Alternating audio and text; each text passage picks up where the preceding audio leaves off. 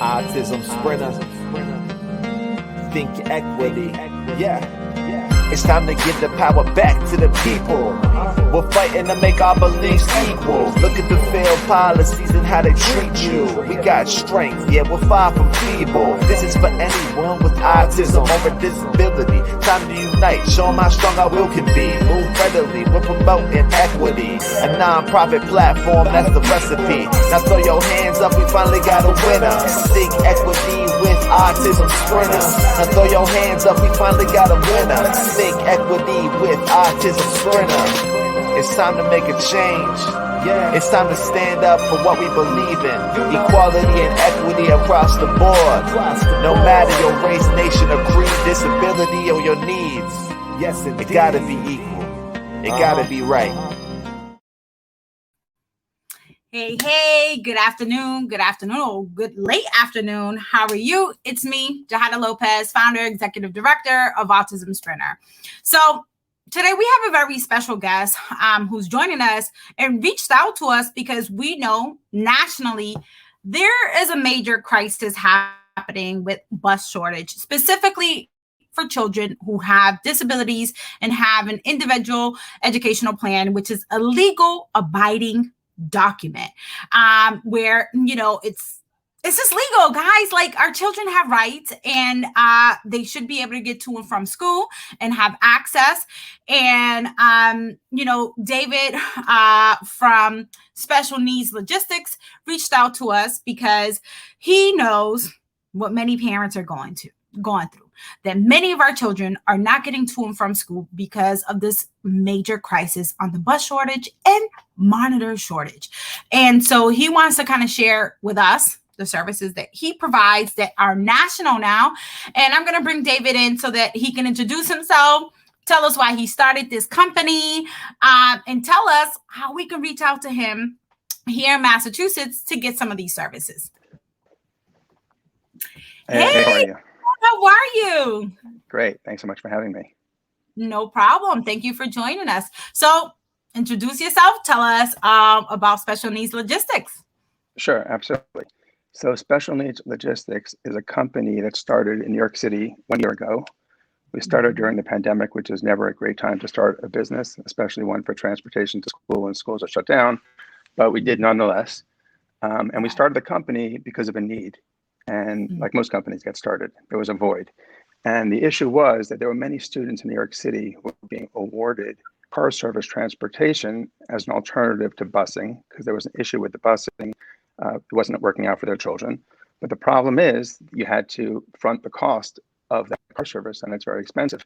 And it adds up very quickly. And a lot of students, even though they had that right to car service, nonetheless, they were still staying home from school because they could not afford to go.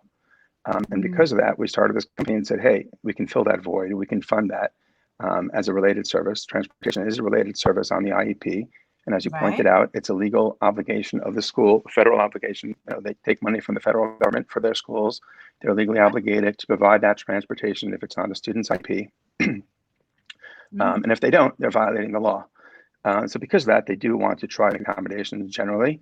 And school districts will, you know, embrace our services if they can, if they're aware of them. You know, we've been around a year, so we're trying to build up name awareness.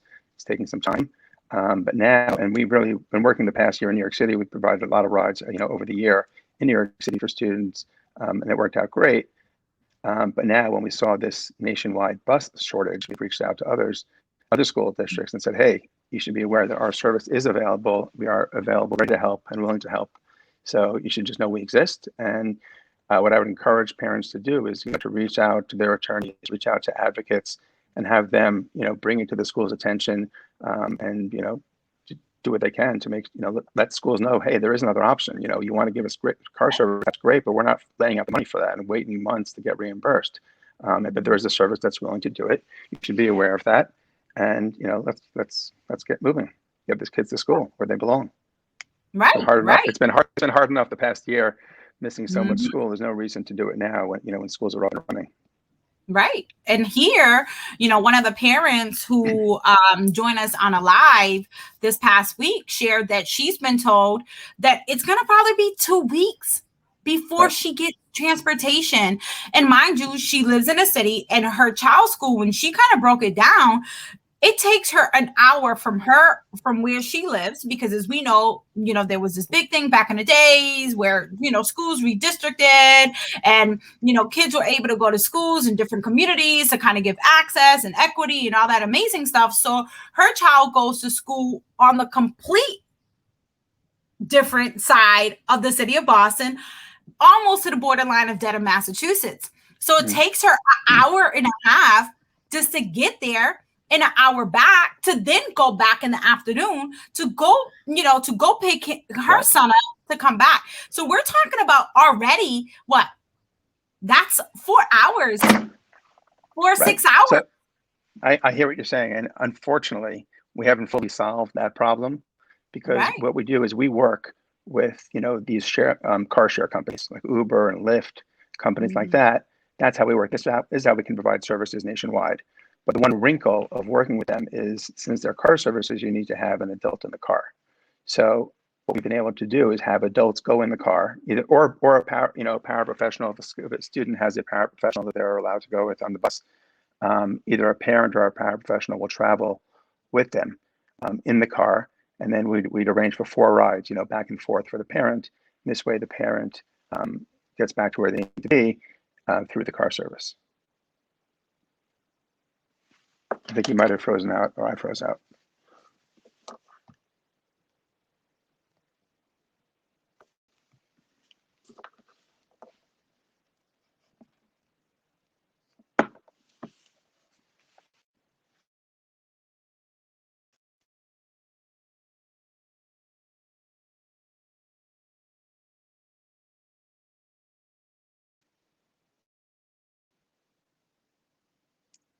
Hello?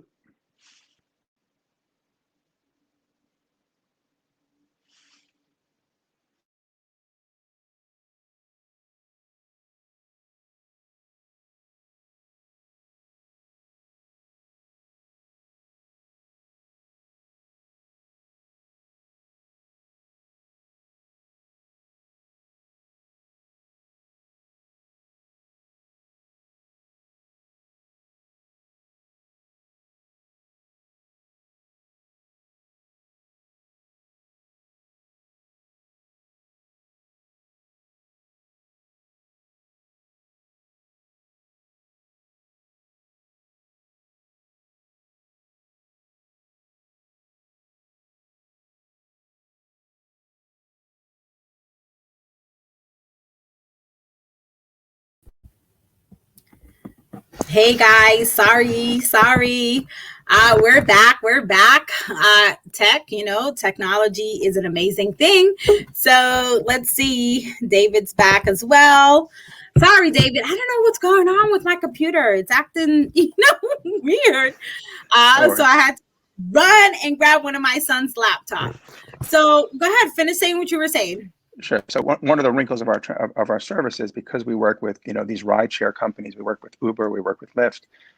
Because of that, we're required to have an adult in the car, someone over 18. It could be a parent, it could be a family member, it could be a relative, a friend, someone the parent trusts to travel with their child. So it doesn't fully solve the problem, but it certainly solves the problem for those parents who are able to accompany their child. Which is certainly a nice number, but it's not a perfect solution by far.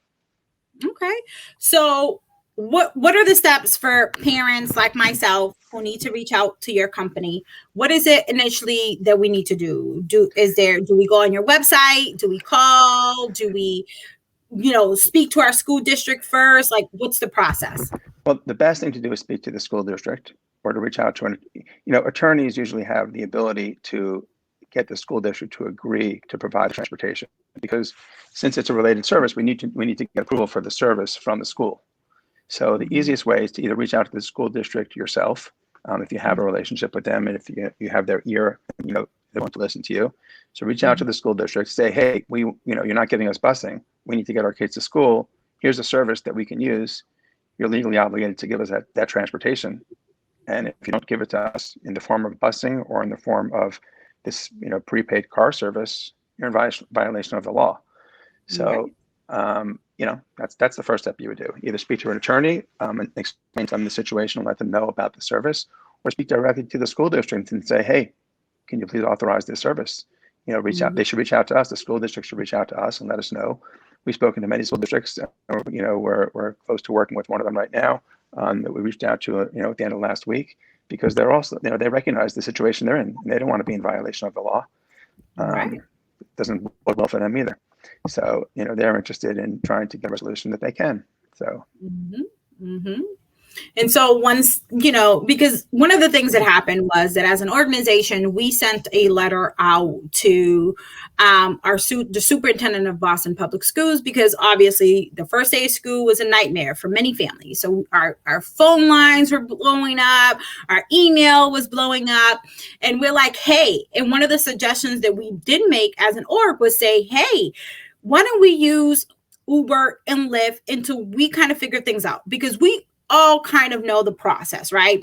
We know that individuals who are working and have children in, are caretaking of children, whether it's directly in a school, in a daycare, driving, whatever, there's a whole process. You have to interview individuals. You have to run queries. You got to do criminal background checks. You also have to do a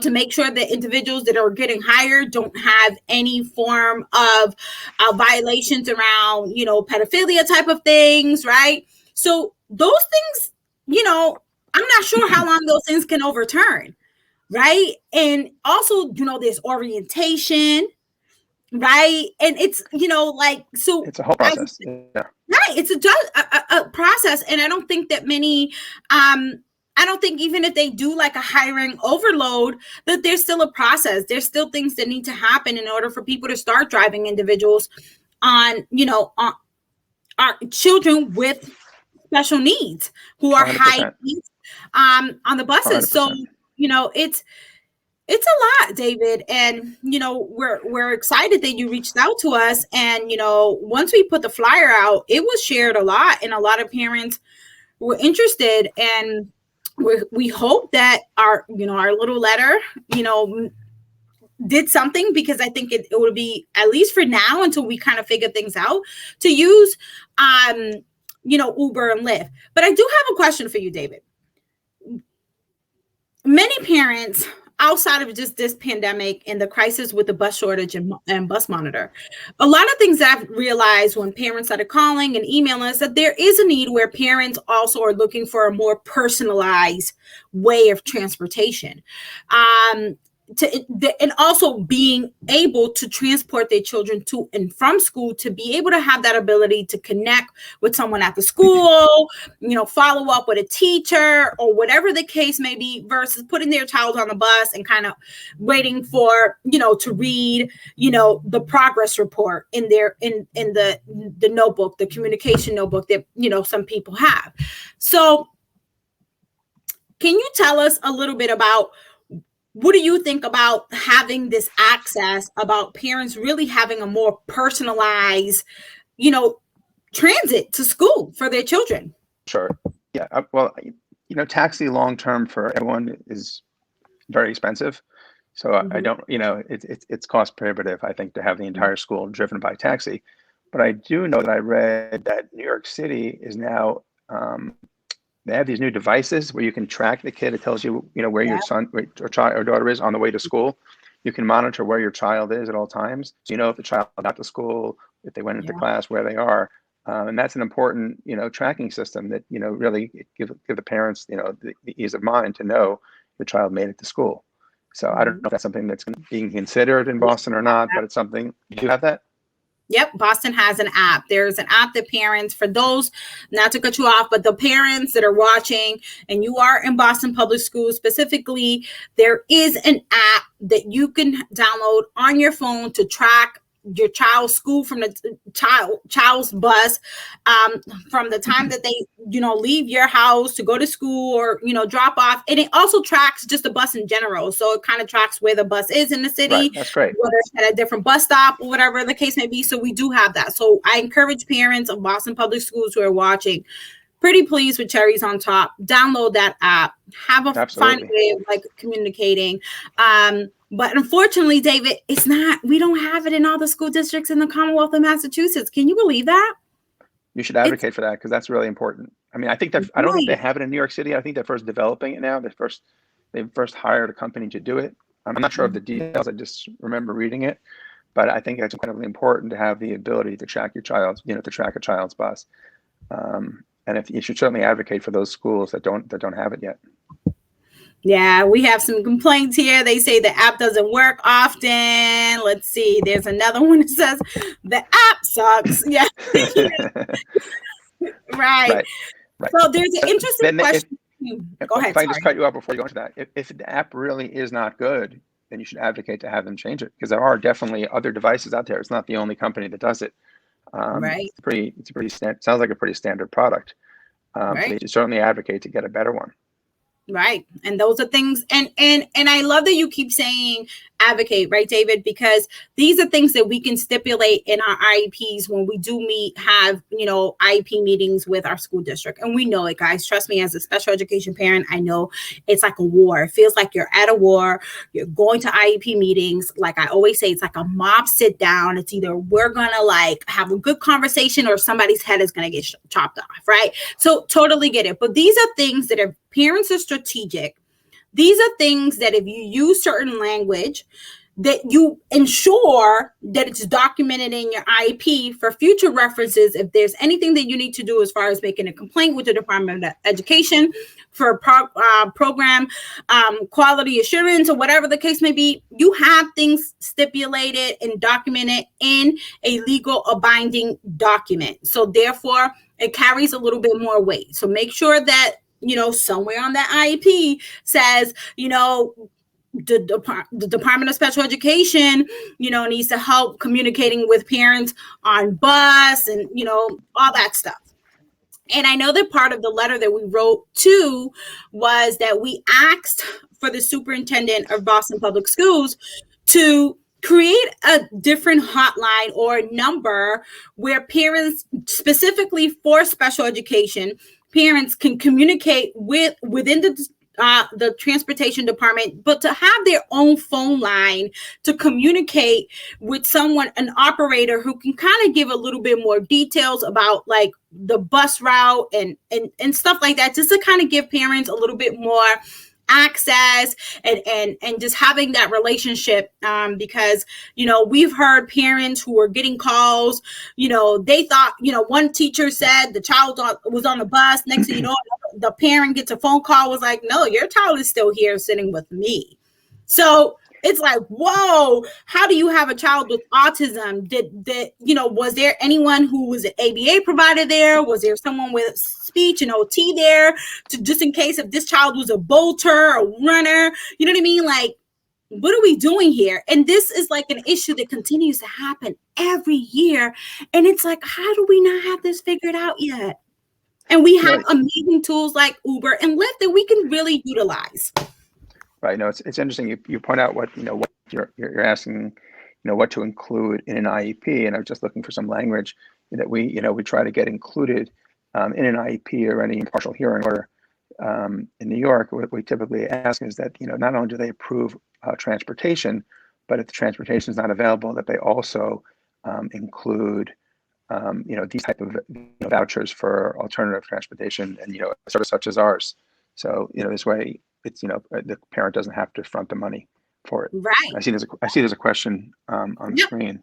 So the question is from Stephanie. She says, are the vehicles, with your company, are you ensuring that basically when you're connecting parents through this voucher system and getting them access to Uber and Lyft, are you guys strategically working and making sure that these vehicles can be accessible for children? Because we do know that disability comes differently for some. People have a visual disability. Some people have a physical disability, right? So what does your company kind of do to ensure that we kind of cover all the bases to ensure that access and equity is a big thing?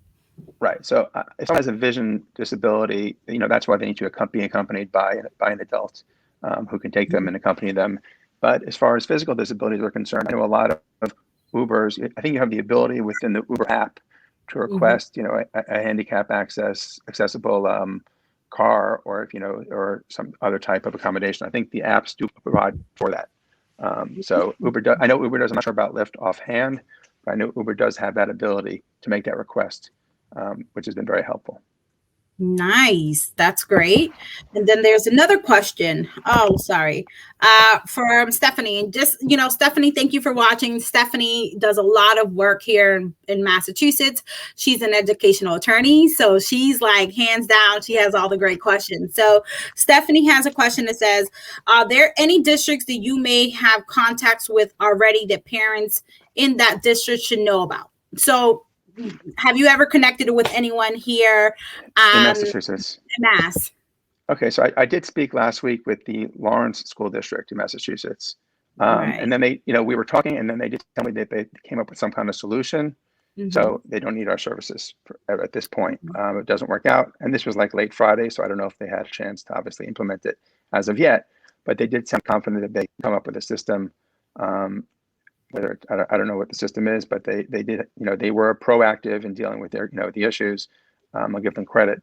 And then they did say they came up with some kind of solution, so they're going to hold off for now in implementing our services. And I wonder if that solution's been communicated with parents, because we've gotten some parents from Lawrence who communicated with us, but we haven't heard any updates. But that's good to know. I mean, overall, David, what else can you kind of share with us for our viewers to really understand that, since we're always talking about, equity and access, and then, this big jargon of progressive agendas and progressive approaches, I would consider this like a level of like a progressive way of tackling, transportation inequities for special education students. Can you tell us a little bit, like, why do you feel like this is actually a really, really good idea and some parents should utilize to really think about getting this referral and approving having their school district trying to, get part of the process? Absolutely. If parents have the ability to use our services because they think that they have someone who can accompany the child and their child is entitled to it, they have transportation on their IEP, which is not being properly implemented, I think the most effective way is to get a group together and approach the school district as a group, as a force. And this way you show up and, en masse, and you say, hey, listen, we have 15 parents here, 10 parents here who want to use the service. Why are you not giving it to us? I think that that's a much more effective way than in one-offs where you have, a parent here, a parent there. But if you come together, it's a much louder voice. Right. And that's always the case, right, David? And I always tell this to parents. It's so much more powerful in numbers when parents activate, because we know they're fighting a school system, and some of these systems are abusive, right? They abuse parents socially and mentally and emotionally. And we know it's hard because just to even get services for some of our babies is a constant fight, and if they remove something from the IEP to get it back, oh my goodness, that's just like a whole other segment, right? But,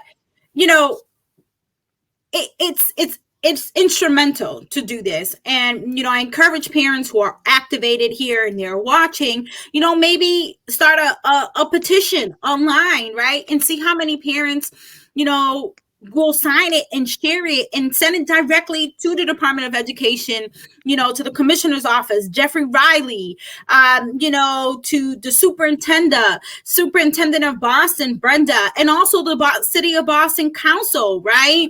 They play a major role in policy development and funding for school systems. And, BUS is part of a school system and educational budget.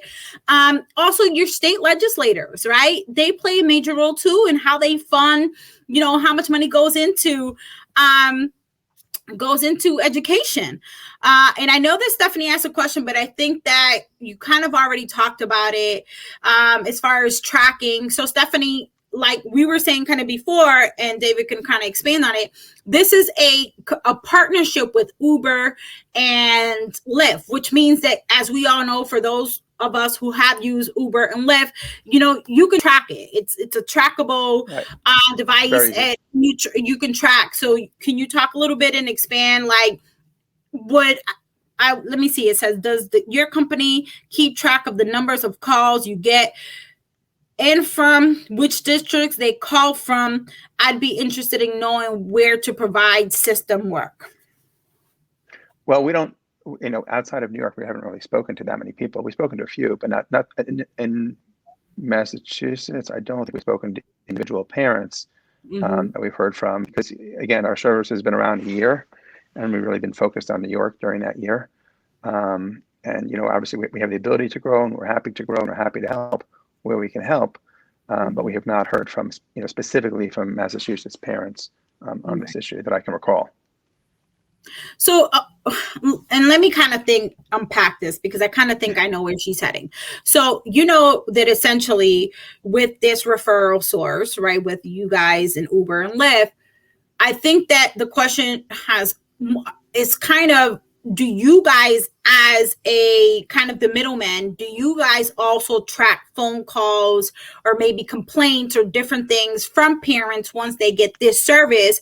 How do you guys kind of deal with, is there a phone number that parents call you directly? Let's say they had a bad experience with the Uber and the Lyft driver, even though with the Uber and Lyft, you can kind of give them a bad review, whatever, right, kind of things like that. But logistically, on your end, how do you guys track and keep, those calls open, line of communication with parents, whether it's good or bad?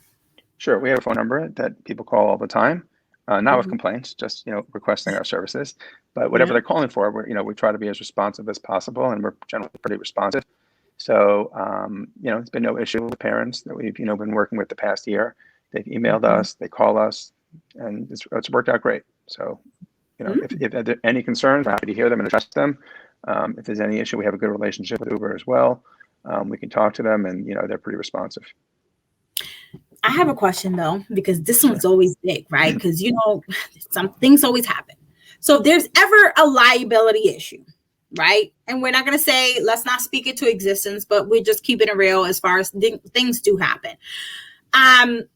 As far as liability with this partnership, like, what does that look like, right? If something incident happens, like who does the parent kind of hold accountable? Would it be your organization? Would it be Uber? Would it be Lyft? Would it be a collaboration? Sure. Because we happen, and we know that customer service is an interesting thing, right? Absolutely, and because of that concern, we have every parent sign a waiver.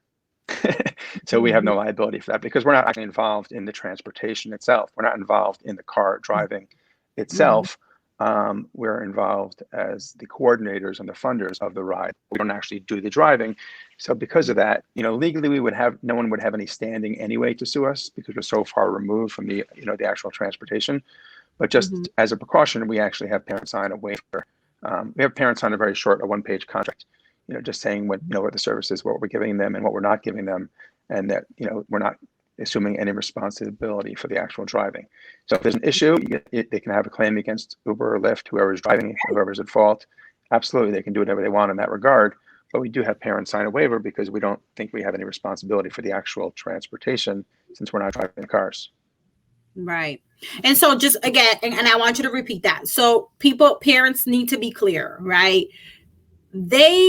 Special Needs Logistics funds this program, this referral-based program. So I want parents to be clear, because I know sometimes content overload can be difficult for parents, right? Especially when parents are in a crisis, because I don't know about other parents, but when I'm in the middle of a crisis and I'm asking questions, even though like I'm thinking about the questions, half of the time I'm more like, I just forgot. I just completely forgot what we talked about. And, I'm going to probably email you the same question. And you're just like, but I just told you that. Right. So again, for those that are watching, this is a referral based program that is funded through Special Needs Logistics, guys. So like most things, like when we send our kids to specialized camps and we send them to an after school program. There's always those infamous paperworks, right? And there's liability, and it's typically the people who are providing the direct service. So in this case, it would be Uber and it would be Lyft. If anything happens, they're the ones that are responsible, and they're the ones who have a contract or a relationship with Special Needs Logistics, and they're getting paid for a service. So essentially, Uber and Lyft are the ones that are providing the service, and they're the ones that would be held responsible, if something that happens that possibly shouldn't happen. I know another parent just asked a question, and I think that you've already kind of addressed it, but I don't know if you want to restate what you already stated. Sure, I'll be happy to restate it. Yes, so Uber, I believe, and possibly Lyft, I don't know offhand, but I know Uber has wheelchair accessible cars, and you can request them specifically on the app when you summon Uber. And I'll give you a very quick overview of how it works. So once we get approval to provide the service, what we do is we have a very short one-page contract that just basically provides a waiver against us for any accident, God forbid, and then we send you a link. And when you click on that link, that link tells the Uber app that whenever you go to or from school, it's going to show you your ride is going to cost $0. That's it. It's very easy to use. If you've used Uber before, it's very simple. You just basically put in the destination, and it shows that you're at $0. Okay. So a good question to that. So, most of us have the Uber and the Lyft app on our phone. Is there like a special code that you guys give? Because, sometimes our Uber and Lyft already kind of have our debit cards or credit cards in it. So when we use it, whatever the case may be. So do you guys, once this referral is accepted and it's documented and, everything goes well, do you guys, with the application process, obviously you guys ask people for email contact and, you already have that partnership. So is there a code, or with this relationship that you guys have with Uber and Lyft, that kind of is already updated in the system once they run the email? It's very simple. Once you get that, we're going to send you a link, or it's going to come from us or it comes from Uber. It's a link. You click on it. Every time you go to or from school, it shows up as $0. Even if you have you're supposed to have a credit card on file, even to set an account, but it will not. It'll show you. It shows you the cost of the ride. It says this ride is free. It's very seamless. It's very easy to use. Right. Never had any complaints. Once parents get it up and running, I had no complaints. It's very easy. Nice. I like this idea. All right. Another parent, because this is big, right? We know that many developmental specialists and pediatricians play an instrumental role and doing referrals, right? Because for special needs parents, our life is based on referrals, right? A referral for everything. So, this parent has a great question. So, hey, Leslie, she was one of the parents who was also impacted by this crisis, bus shortage and, bus monitor shortage. So her kids are probably going to be home for, another week or so if things don't get under control. And so she has a really great question. It says, can I call my doctor and ask for a referral to Special Needs Logistics? Right. That is a great question. Unfortunately, we do not do medical referrals at this time. There are specific companies that deal with medical referrals. I think you need a special permission, a special license for that. Right. We do not have that. We do not. We strictly work with school districts, and those. And I would add, just we also. We focus on the special needs population, but we're also provide the same service, homeless students who are, also federally awarded with, transportation. They have a federal right to transportation under the Vental laws. So they have a right to transportation. They, this service is available for them as well. I mean, I don't know how to communicate that, other than the way we've been doing it, but that's certainly something that should be made, people should be made aware of that, because that's something, I mean, I know a lot of students who don't have a permanent home. They're constantly moving about, and they have a right to go to their original school district. So they need transportation. This is a service that would definitely, be advantageous for them. It's important for schools to know about it as well. Right. So, like most things, parents, and I think that David's been very clear, and I totally get it, is that for usual, as parents, we have tasks to do, right? It's always advocacy, is always a parent having to amplify their voice and ask for a service. And for those parents that are watching, maybe after this live, some of us could kind of regroup and talk and see what parent wants to kind of, maybe do a petition to the school district. Specifically, Boston Public Schools launch a petition to ask for to use this, rideshare opportunity, as we've already sent a letter, right? So maybe we can follow up with a petition and see how many, parents, sign it and share it and, gear it specifically to special needs. And, David, I got to say that I'm really happy that you added the homeless, this high needs population, right? Because a lot of people in the special education world don't understand that we do have many kids that are navigating, who are state of the wards, right? And I don't like to even use that terminology. Children who are navigating homelessness and are navigating child care systems, and they're displaced and living in foster placements, who also require some TLC and need to get back to and from school. And we know that oftentimes, and speaking equity, we know that many children with special needs are like the poster children to like the school to prison pipeline, right?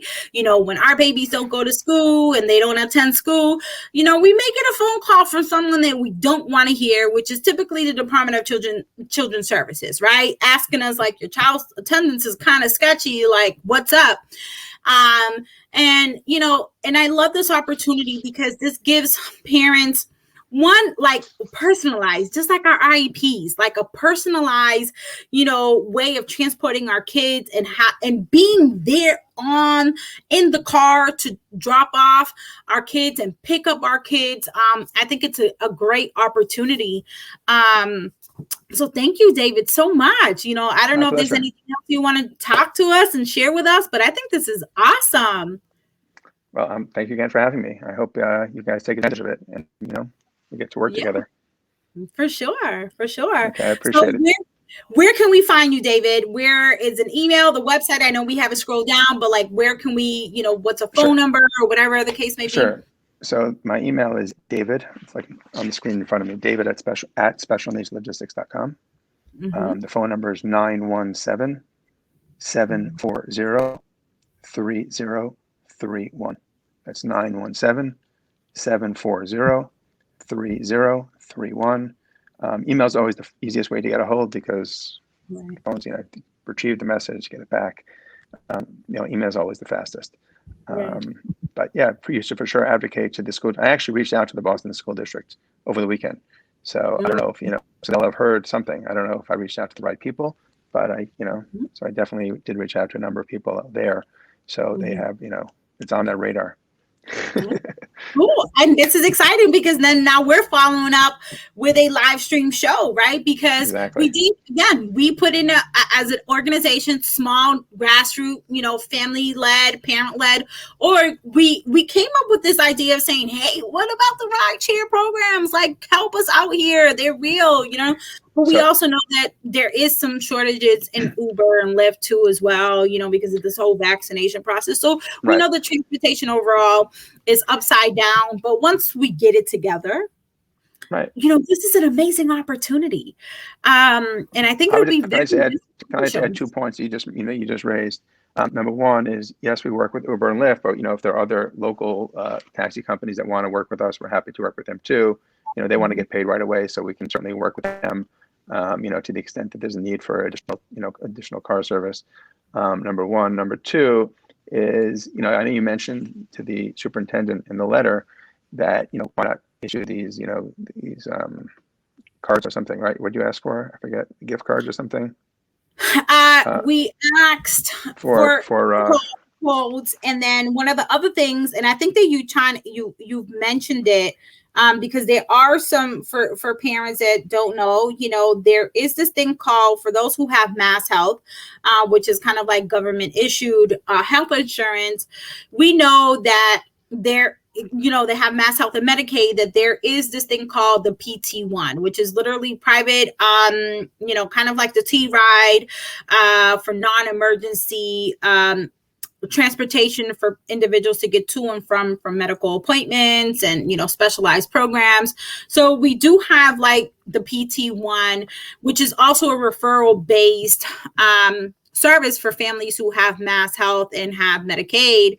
And so we suggested, so here are the 5 things that we suggested. We said create a phone line for parents to speak directly to representatives in the transportation department that is specifically for special education students.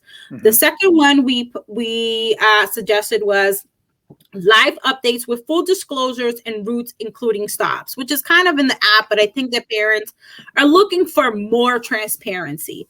We also said offer Uber and Lyft codes for families with children who have a loved one on an IEP. The fourth one was the one that I was just speaking about, a working partnership with Mass Health to help approve PT1, curb to curb transportation for special education students.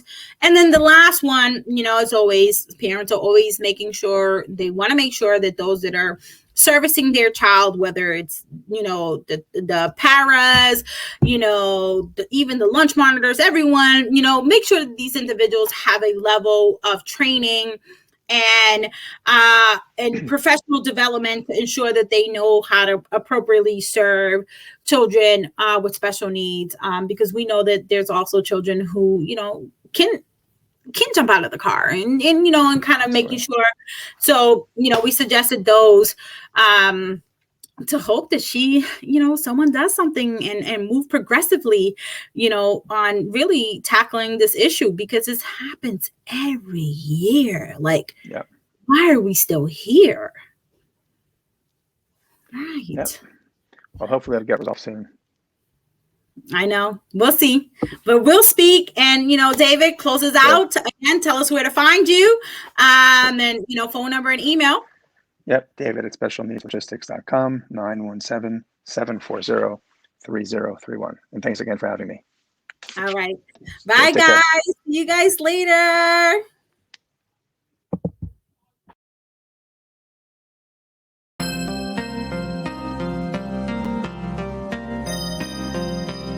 Autism Sprinter.